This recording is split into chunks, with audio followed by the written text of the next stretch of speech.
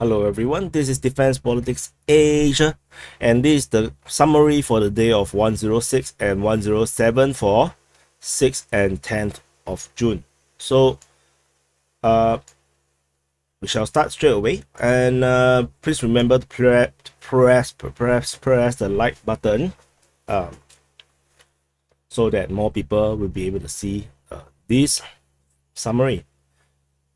Going all the way to the Southern Front. At the Southern Front, remember previously we say there is this Russian ship that was destroyed, the Yuri, or not destroyed but damaged, Yuri Olefirenko. Now there are footage coming out showing they're using the MLRS or Graz bombardment on the landing ship. I didn't really see whether it actually hits or not, but they actually did have another footage further in the back of the video showing that the corvette Vinnytsia has flipped over to the side and sunk in the harbor over here. So this is actually Vinnytsia. This is actually this one, the longer one, is the Yuri Olefirenko. So this vessel is out, but according to the Russian source is that they also their sources have told them that the ship had not left port for a very long time, so the ship itself might be in disrepair as well. So they were a bit disappointed to waste bombs on it. Anyway, and because this small flotilla of Ukrainian navy has been now destroyed or have been decommissioned in a way, the Russian forces are now able to secure this entire Kimben Spit, and they have declared that this region here is finally cleared of Ukrainian forces, because previously the Russian forces have been bombarded whenever they are moving around this area. So they are very happy that this entire area is now cleared of Ukrainian forces. Moving on to this part of the Southern Front, the Ukrainians have seemingly launched yet another major offensive. This time round, they are attacking from multiple positions. So there is fighting reported at Kaselivka, at Snihorivka, also nearby at Novopetrivka. So it's probably fighting in the area here, not in the city. So they are fighting in the area here. There's fighting reported at Davidiv Brid, at Bila Kretnisia, at Elike Atokove. Although this offensive is the older one, so this offensive might have already stopped after because there's a Russian entrenchment over here. So they might not continue here, but they might actually hit a less entrenched position at Davidiv Brid. There's also fighting at Velika Oleksandrivka. So on the, let me see, 8-6, so this is over already. So there was this Russian offensive pushing at Vysokopilia and Novovoznensky. There is this push further north, so not sure how far this push will be, because there is Ukraine ministry say that its situation is difficult over there, so not sure what is the situation here. Mikoy 29 of the Ukrainians got shot down over the Inhulet, which is this small little village over here. Let's see what else. Yeah, and there is whispers of Russian forces building up in the west of Kherson, between Posad-Porovsky and Oleksandrivka, this area, and reportedly the aim is actually to take Lupariv. As a result, the Ukrainians actually brought in reinforcement to this area, and their forces is now entrenched in Galisinovo, which is actually Halisinove, around here. So there are also they say that there is also Ukrainian forces reinforcing Shevchenkove here. And where? One more place. Novohirihorivka is at Forgot which place is it. Never mind. Somewhere here. So the apparently the Ukrainian reinforcement is up to 300 people, with 60 units of equipment. So not sure what kind of equipment are they referring. Are they armor, or are they just Toyota pickup trucks? Like ISIS forces. So because we did see, trucks, lorries, pickups are being modified to carry heavy weaponries, as they are running out of armored vehicles. So let's see how this goes. But so far, while this is happening, the Ukrainians actually launched their offensive first.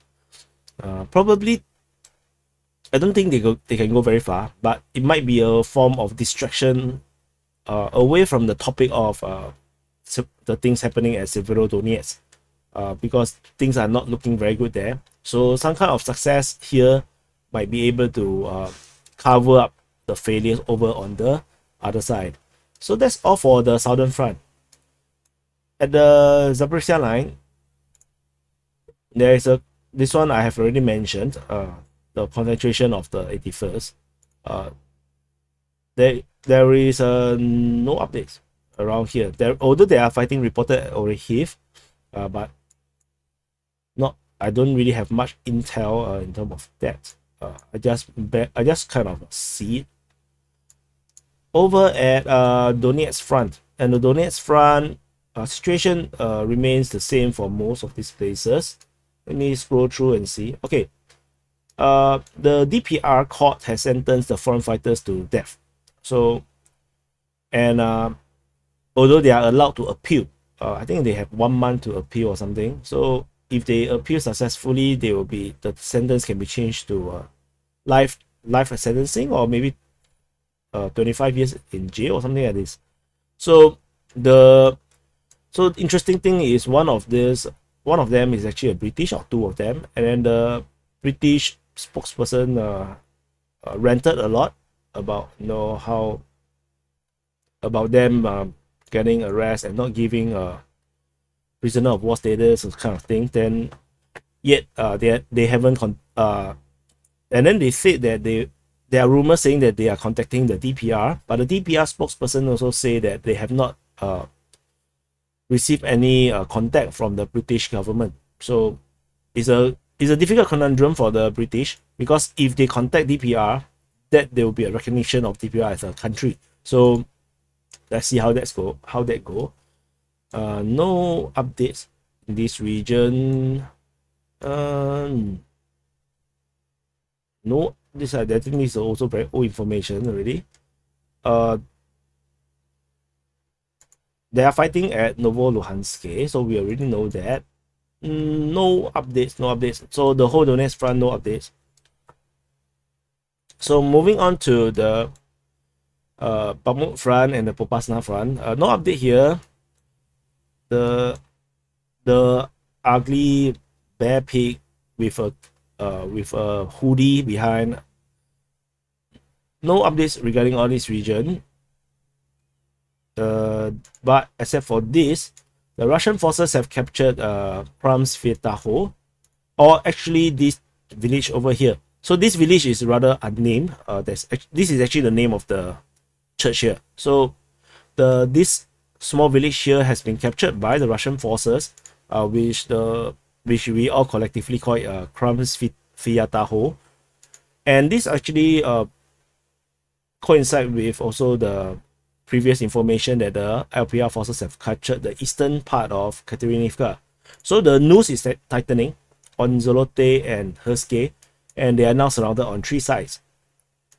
And Vrubivka reportedly is weakening. So should this fall, then the retreat will become really difficult, with only here, and there is only all these small roads they can follow through.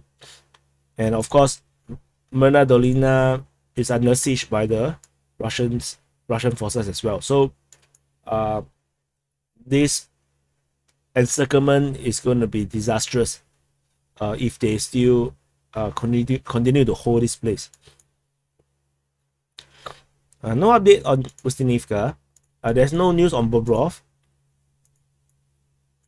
So we are now at Luhansk Front. The latest information is that the Russian forces is now clearing up the forest behind the airport here, as well as the summer villages around here. So this is actually like a holiday chalet or some tourist camp. You see, they call it tourist camp, touristical hiking area. So this is a holiday area, and the Russians are now in this area. They're trying to clear up all the Ukrainian forces remaining in this area.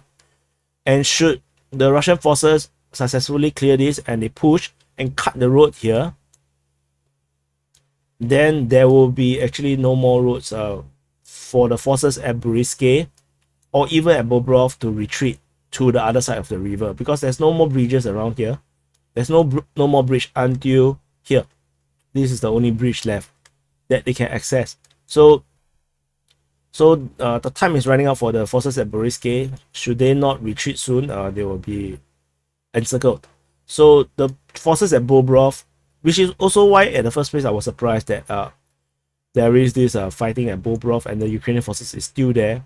It's because this is a really difficult place to kind of hold up, and it's probably better that they retreat. So, but of course, knowing the Ukrainian tactics, the tactic is what the Nazi Germany also used. That means to hold ground and not retreat an inch, which is kind of stupid. So we shall see how this goes. But this part is not captured yet. They are still trying to clear up. And this also put into question about the situation at Syrotine as well as Lina Dacha. The front line remains more or less the same. There is no clear indication that it had changed. Although this bridge, while crossable, is under effective fire control of the Russian. That means the Russians can fire and bombard it at any time. So any vehicles or forces trying to cross the bridge are in danger of bombardment by the Russian side. So that's it for the Luhansk front. No news regarding these 3 question marks here. So you can see news are very sparse, not much news. The Russian forces have captured Prishep, and they are now gathering a force to push Sydorove, which is this small town here. So this entire area is captured. Russian forces gathering.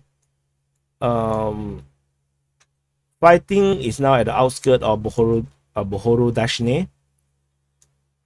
Situation remains the same here. The Russians are still clearing out the forest area northwest of Dolina and Krasnopilia. Fighting is reported at Dovhemke, and the Sukhoi 25 shot down over Dovhemke as well. Let's see. Yeah, any more shutdowns? No. No other changes regarding the Izyum Front over here. And that's it for the Izyum Front.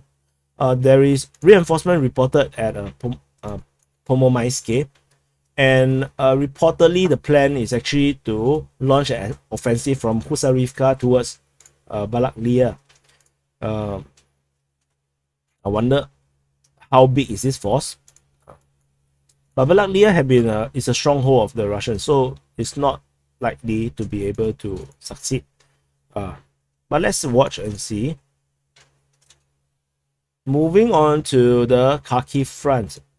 At the Kharkiv Front, the entire offensive by the Ukrainians on Ternova has failed. So I've pushed back the entire the front line back to this area. Previously we said Vitsili has been captured, but there might be a possibility that Russians may captured it. I think I've mentioned this in the previous summary. There's still no news about Sydorove. No news on the other side of the river. In fact, there's also no news regarding all this offensive, a reported offensive, except there is a Sukhoi 25 shot down over Alexandrivka. And that's it. Very, very quick summary. Did I mention? Oh, I think I didn't put. So at Snihurivka, 2 times Ukrainian MiG-29 shot down over Snihurivka. So this is actually from the Russian Defense Ministry. So it's actually reported in this one. So 2 MiG-29 shot down near Snihurivka and Mykolaiv region. So yeah. So yep, and that's it for the summary of the day of 106 and 107 for 9 and 10 of June. And I'll see you in the next update.